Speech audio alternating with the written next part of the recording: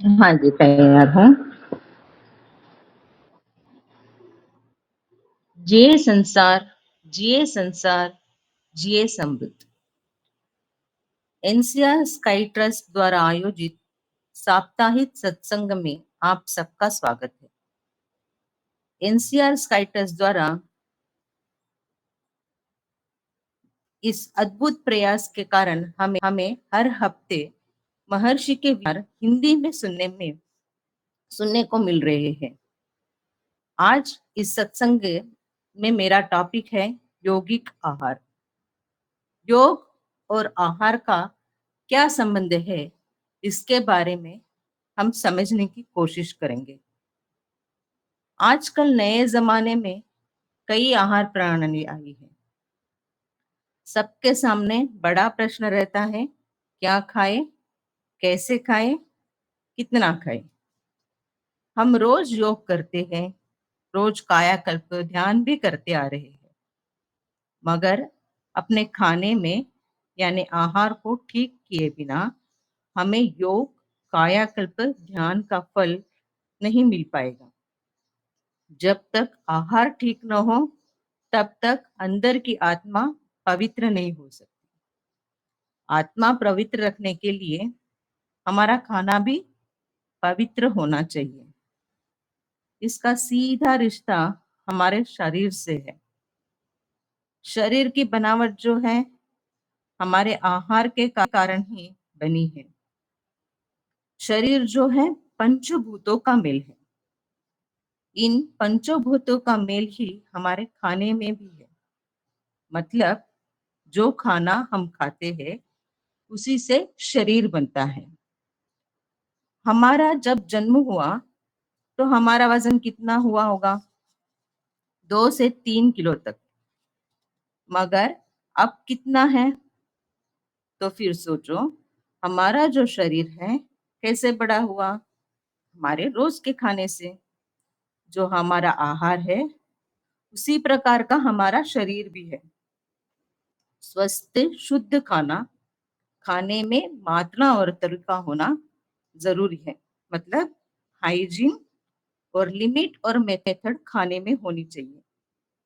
खाना शुद्ध होना चाहिए, नहीं तो वह हमारे शरीर के साथ हमारे आत्मा को भी कष्ट देता है। आत्मा कहाँ से उत्पन्न होता है? हमने कायाकल्प में देखा है। हमारा खाना 7 तत्वों में बदलकर उस शुक्राणु से एक जीव के रूप में उत्पन्न होता है। खाना शुद्ध होना, हाइजीन होना इसके लिए बहुत ही जरूरी है। कई बार हमें इसका अनुभव भी हुआ है। कभी कभार हम बाहर का खाना खाते हैं। टपरी पर का खाना खाने की इच्छा हमें मोड़ लेती है। हम उस खाने की आदत हमें उस खाने की आदत न होने के कारण उस खाने को खाते ही हमें कई बार वो खाना पचन नहीं होता और अपचन के कारण हमारी तबीयत बिगड़ जाती है। इससे शरीर में जीव कांत शक्ति कम होती है। खाना हाइजीन न होने के कारण वो हमें पचन न होता है और खाना इसलिए हमारी तबीयत भी बिगड़ जाती है। खाना हाइजीन होना बहुत ही जरूरी है।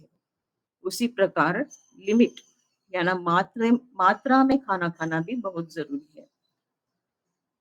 सोचो, हमने सुबह 4 रोटी खाई है, दोपहर को 1 बजे हमारा खाने का समय हुआ है, मगर हमें इतनी भूख नहीं लगी है। तो समझो सुबह का नाश्ता ज्यादा हुआ है। दूसरे दिन 1 रोटी कम खाए। ऐसा करने से अगर दोपहर को 12 बजे भूख लग जाती है तो समझो सुबह का नाश्ता उसकी मात्रा बराबर थी। अब 12 बजे भूख लगी तो क्या 12 बजे खाना खाए? नहीं, भूख लगने के 1 घंटे के बाद खाना खाए। तभी पेट में हाइड्रोक्लोरिक एसिड अच्छे से उत्पन्न होकर खाने को अच्छे से पचन करेगा। तो खाना हाइजीन और लिमिट में होना चाहिए। खाना कब खाए ये समझ में आया, मगर कितना खाए, जब तक हो सके पेट में डालते रहे। जल्दी जल्दी खाए नहीं तो भूख मिट जाएगी। यह हमारे खाने के बारे में एक भावना है, मगर ऐसा नहीं है। खाना धीरे धीरे चबा कर खाए। खाते समय पानी न पिए। खाने के पहले या बाद में आधे घंटे तक पानी न पिए। इससे पेट का एसिड पिघल जाता है। खाना खाते समय जब डकार आती है तब खाना खाना बंद करें। अब पहले डकार हमें एक इंडिकेशन देती है कि पेट भर गया, मगर हम रुकते ही नहीं, खाते ही जाते हैं। तब पेट में जो एसिड है वो ऊपर आता है और छाती और गले में जलन होने लगती है। इस एहसास के कारण हमें अल्सर जैसी बीमारी होती है। फिर भी मन क्या कहता है? खाना प्लेट में है, खाना वेस्ट नहीं करना चाहिए, इसलिए खा लेते हैं। मगर हमारा पेट डस्टबिन तो नहीं है जो बचा कुचा खाना पेट में डाले। अगर ज्यादा खाना खा ले तो क्या होगा? जब वह खाना बाहर रखने से क्या होता है, वही प्लेट पेट के अंदर जाने से होगा। वो खाना बाहर खराब होकर उसमें बबल आते हैं। उसी प्रकार पेट में भी खाना खराब होकर उसमें बबल आते हैं। तभी हमारा शरीर उस खाने को बाहर निकालने की कोशिश करता है और हमें वॉमिटिंग होती है। पर तभी हम क्या करते हैं? वॉमिटिंग हो रही है, उसे रोकना है, इसके लिए इसके वॉमिटिंग के लिए दवा लेते हैं। वॉमिटिंग तो रुक जाती है, कुछ बचा कुचा खाना भी थोड़ा पेट में रह जाता है।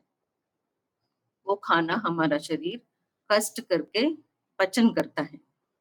उस कोशिश में क्या होता है? उस खाने में जो बबल्स है वो हमारे खून में मिल जाते हैं और पूरे शरीर में फैलते हैं। उससे रक्त प्रवाह में बाधा आती है। उसके कारण हाथ पैर जोड़ों दर्द, ऐसे ऐसी बीमारियां होती है। उस बचे खाने के पचन के बाद उससे जुलाब होने का भी चांस है। ऐसे एक एक करके शरीर बीमार पड़ता है।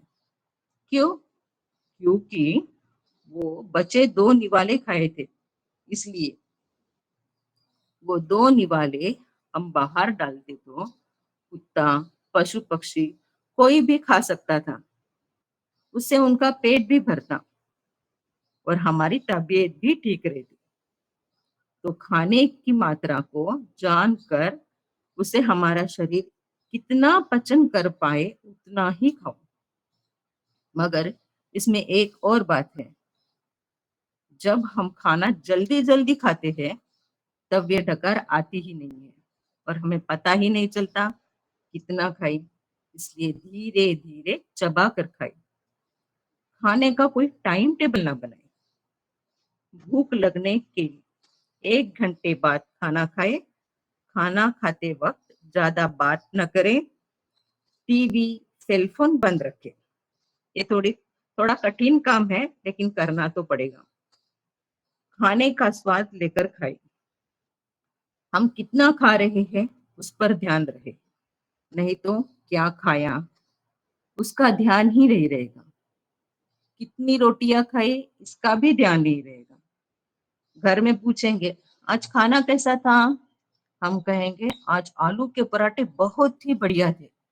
तभी घर से जोर से आवाज आएगी, आज आलू के नहीं मेथी के पराठे बनाए थे। अगले वक्त के खाने में मुश्किल पड़ जाएगी। देख लीजिए, खाना ध्यान से क्या खा रहे हैं, कितना खा रहे हैं, ये ध्यान रखकर खाए। तो खाना ध्यान से कितना और क्या खाना है देख लिया। अब आई बारी कौन सा खाना खाए। कौन सा खाना शरीर के लिए अच्छा है, जो शरीर के लिए अच्छा है वही खाए। जैसा खाना हम खाते हैं वैसे ही प्रकार के हमारे गुण भी बदलते हैं। जैसा ज्यादा तीखा खाने वाले को ज्यादा गुस्सा आता है, ज्यादा खट्टा खाने वाले भाव भावात्मक होते हैं, ज्यादा नॉनवेज खाने वाले को अपनी भावनाओं और गुस्से पर काबू नहीं रहता। खाने में जो गुण है वही हमारे शरीर या मन के गुण बनते हैं। हमें कौन सा खाना खाना है इसका ज्ञान आध्यात्मिक जीवन जीने वाले को होना बहुत ही जरूरी है। दुनिया या लोग कुछ भी भोजन करें, वो उनकी इच्छा। उनको एडवाइस करना या उनके लिए चिंता करने में कोई फायदा नहीं। खाने में 3 प्रकार के खाने होते हैं, रजो, तमस और सात्विक। रजो आहार जो है उसमें ज्यादातर स्पाइसेस और नॉनवेज होता है, जो ज्यादा तीखा होता है। उसे मन तन को बाधा होती है। आजकल देखे तो ज्यादातर लोगों को इस प्रकार का खाना ज्यादा पसंद है। इसलिए दुनिया में गुनाह भी बढ़ते जा रहे हैं। हमारे शरीर में नॉनवेज खाने से कई बदलाव आते हैं। हमारा शरीर जो है नॉनवेज खाना पचन नहीं कर सकता। कैसे? देखो, हमारे दांत जो हैं कौन से जानवरों से मिलते हैं? गाय, बकरी जैसे जानवर के, न कि सिंह, बाघ जैसे शार्क है, जो मांस को चबाने और उसे खाने के लिए हमारे दांत क्षमता नहीं रखते। उसी प्रकार हमारा जो इंटेस्टाइन है वो भी बड़ा लंबा है, जहाँ खाना ज्यादा वक्त तक रहता है। मगर नॉनवेज खाने वाले जानवरों का इंटेस्टाइन छोटा होता है, क्योंकि नॉनवेज में ज्यादातर वेस्टेज होता है। इसलिए मानव को नॉनवेज खाने से अपचन होता है और स्पाइसेस खाने से वे भावात्मक होते हैं। तो रजो खाना हमारे यौगिक आहार में नहीं आता। दूसरा आहार है तमस। इस खाने में ज्यादातर वेज होता है, जो भूमि के नीचे उगने वाले आलू, सूरन, बीटरूट, गाजर जैसी सब्जियां और लौकी, तरबूज, कद्दू जैसे, मेलन्स जैसे पानी की मात्रा ज्यादा रहने वाले सब्जियां। ये सब हमें सुस्त बनाते हैं, आलसी बनाते हैं। ज्यादातर ये आहार लेने से हमें किसी भी काम में ज्यादातर दिलचस्पी नहीं रहती। कितनी भी बड़ी बात हो उस पर कोई बड़ा रिएक्शन नहीं करते। अगर सो रहे हो तो कितनी भी जोर से आवाज हो मगर उठते नहीं। कभी कभी तो घर में सभी सदस्य बाहर गए होते हैं और वे अकेले घर में सोते रहे होते हैं। कितनी भी कॉलिंग बेल बजाओ वे उठते ही नहीं। अभी देखो तो रोजो खाना भावात्मक है, तमस खाना अति शांत आलसी बनाता है। तो फिर ये दोनों योग के लिए उपयुक्त आहार नहीं है। तो फिर बैलेंस फूड का क्या है? सात्विक आहार मतलब ज्यादातर फल और कच्ची सब्जियां, मतलब बिना पकाई गई सब्जियां, सलाद और स्प्राउट आदि सात्विक आहार है, जिससे मन शांत रहता है, शरीर का आरोग्य बना रहता है, जल्दी पचन होता है। उसी के साथ उसके सभी गुण हमें पूरी तरह से मिलते हैं। मगर इसमें भी एक अट है। एक वक्त 3 से ज्यादा फल सलाद में न मिलाए। दूध, दही के साथ सिट्रिक एसिड जैसे फल न खाएं। नमक, चीनी का सेवन कम करें। चीनी के बदले हनी या गुड़ का उपयोग करें। चाय का कॉफी का सेवन ना करें, उसके बदले हर्बल चाय पिए। इससे प्यार और स्नेह से भरा मन दूसरों की सेवा में लगेगा। इस खाने की वजह से हमें अपने जीवन की मुक्ति में मदद मिलेगी। आध्यात्मिक जीवन में उन्नति पाने पानी है तो रजो और तमस आहार को लेना नहीं चाहिए, और नॉनवेज को तो बिल्कुल न लेना नहीं चाहिए। अपना शरीर तंदुरुस्त रखने के लिए दूसरे जीवन को मारकर खाने में क्या न्याय है? इस जग में सभी जीव राशियों को जीने का हक है। उनको मारने या अपना खाना बनाने का हम हक हमें किसने दिया? हमने हमारे संघ में देखा है, बहुत सारे लोग हैं जो अभी तक नॉनवेज खाते हैं। उनको नॉनवेज छोड़ना नहीं आ रहा है। उनको अभी तक ज्ञान की प्राप्ति नहीं हुई है। महर्षि कहते हैं, जिनको नॉनवेज खाने की इच्छा है वो खाए। जब तक वो आत्मा ज्ञान प्राप्त न करे तब तक वो खा सकते हैं। उनको एक एहसास होगा कि दूसरे जीवन को मारकर उसको कष्ट देकर अपनी इच्छा को हम पूरा कर रहे हैं, तो वो एहसास उनके मन को चुभेगा और वो नॉनवेज खुद ब खुद छोड़ देंगे। इसमें किसी के एडवाइस की जरूरत नहीं पड़ेगी। मगरजी कहते हैं, जब तक नॉनवेज खाने की इच्छा उत्पन्न हो रही है या हमारे बगल में कोई नॉनवेज खा रहा है और हम में वो इच्छा उभर रही है, तब तक आप पूरे मन से उसे खा सकते हैं। क्योंकि मन को मार कर अगर आप अपनी इच्छा छोड़ते हैं तो वो एक बड़े ही स्ट्रेस के रूप में सामने आएंगे। अच्छे से ध्यान करने से ये एहसास अपने आप मन से निकल जाएगा। जो आहार हमारे लिए अच्छा है वही आहार अपने अपने आहार में हम रखें। जब तक हम लिमिट में खाना खाते हैं तब तक हमें किसी मेडिसिन या दवा की जरूरत नहीं पड़ेगी। मतलब शरीर में रोग का कारण हमारा आहार ही है। उसी प्रकार खाने में जीव होना चाहिए।